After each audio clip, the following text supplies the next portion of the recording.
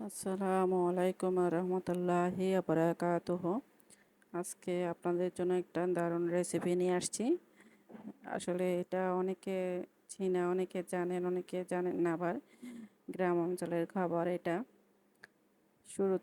শুরু থেকে শেষ পর্যন্ত কীভাবে তাল খেয়ে প্রসেসিং করতে হয়, তারপর তালের কিভাবে রসগুলো বের করে সব কিছু সুন্দর করে প্রসেসিং করে নিতে হয়, সব A to Z আপনাদের আজকে এই ভিডিওতে রইল।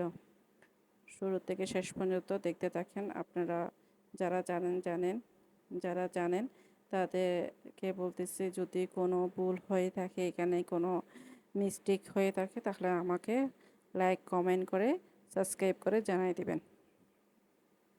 আমি অবশ্যই আপনাদের কাছ থেকে শিখতে আসছি, জানাইতে আসিনি। তারপরেও দেখাচ্ছি, আমি যতটুকু জানি অতটুকু দেখাচ্ছি।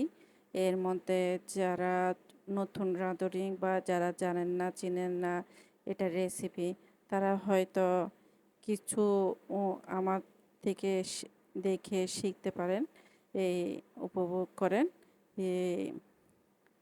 যদি যদিও ভুল ত্রুটি আছে অনেক, কারণ একা হাতে ভিডিও বানানো, সব কিছু করা, ওই জন্য ওই ক্ষেত্রে দিয়ে বলতেছি। আমি সব কিছু একসাথে করে নিয়েছি, আপনারা দেখলেন। এবার আমি সব রসগুলো দিয়ে আমি চাউলকে একসাথে ব্লেন্ডার করে নিচ্ছি। দেখতে থাকেন আপনারা। একটা ডিমও দিবেন সঙ্গে। এই ধরেন 1 কেজি চাউলের সাথে একটা ডিম যথেষ্ট। একটা ডিম দেওয়া, এগুলো সবগুলো একসাথে মিক্সারে দিয়ে ব্লেন্ডার করে আসলে এইভাবে করে বানাইলে আর কি অনেক খেতে মজা হয়, যেহেতু আমরা ঘরে বানাই, ঘরে খাবো, বাইরে কোনো করবো না। ওই জন্য আর কি ঘরে খাওয়ার তো আলাদা একটা স্বাদ আছে।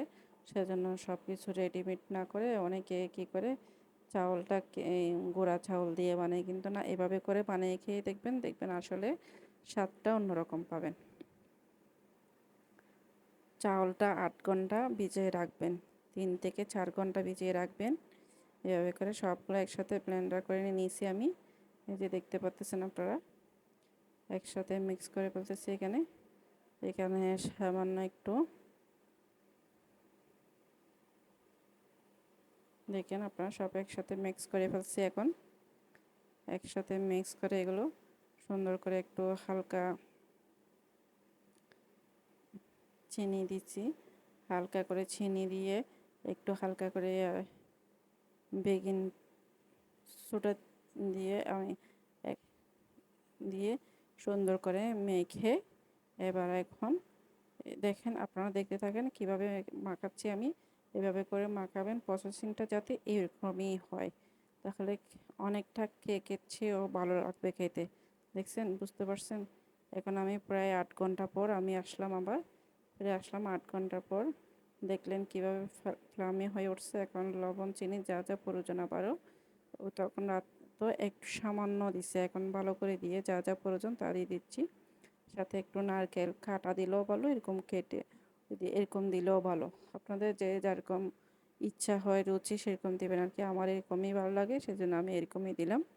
আপনারা কে কীরকম দেন একটু লাইক সাবস্ক্রাইব করে জানাবেন আর কি। তারপর ছোটো এই বাটিতে একটু ঘি মাখাই নিয়েছি। আমি তো ঘি মাখাই নিয়েছি, আপনাদের যদি তেল মাখাই নিন, তেলও মাখাই নিতে পারবেন, সমস্যা নাই। জাস্ট উঠে আসার জন্য আর কি। আমি খুব সকাল সকাল একটু তাড়াহুড়ো করে দিয়ে দিচ্ছি, কারণ বাচ্চারা স্কুলে চলে যাবে, ওদের জন্য দিয়ে দিতে হবে। ওই জন্য জাস্ট কয়েকটা আগের থেকে বানিয়ে ফেলতেছি। আপনারা দেখতে দেন, তারা খুব তাড়াহুড়ো করে করতেছি আমি। আমি এর একটু স্পিডও করে দিচ্ছি, আপনারা দেখে আসলে কাজের ফাঁকে বুঝতে পারবেন আমি একটু তাড়া করতেছি। এখানে এখন খুব সুন্দর করে ডেকে দিছি। এবার দেখেন আপনারা, 2 চুলাই দিতেছি, কি সুন্দর ফ্লামি হয়ে ফুলে উঠছে। এভাবে করে আপনারা যদি 8 ঘন্টা রেখে দেন, তাহলে খুব সুন্দর এইভাবে হবে। এভাবে করে আপনারা খেয়ে দেখবেন। আপনারা যারা জানেন আমার এই রেসিপিটা দেখলে সবাই সহজে বানিয়ে নিতে পারবেন। দেখেন কত সুন্দর সফট হয়েছে, আপনাদেরকে দেখাচ্ছে, দেখছেন? ভিতরে কোনো দলা পাকা নাই, কিছুই নেই, কত সুন্দর সফট। এগুলো খুব গরম, সেজন্য আর বাটির থেকে বের করতে পারতেছি না। যে সব কিছু বাচ্চাদের খেয়ে দিয়ে দেওয়ার জন্য নিয়ে আসছি। এই যে দেখেন কত সুন্দর, দেখতে কত সুন্দর লাগতেছে আসলে। খেতে দেখতে যেরকম সুন্দর, মাশাআল্লাহ খেতেও সেরকম সুন্দর। ভালো লাগছে আমার। আপনাদের কেমন লাগতেছে জানাবেন। ফুল আজকে আপনাদের সাথে ফুল রেসিপিটা শেয়ার করলাম।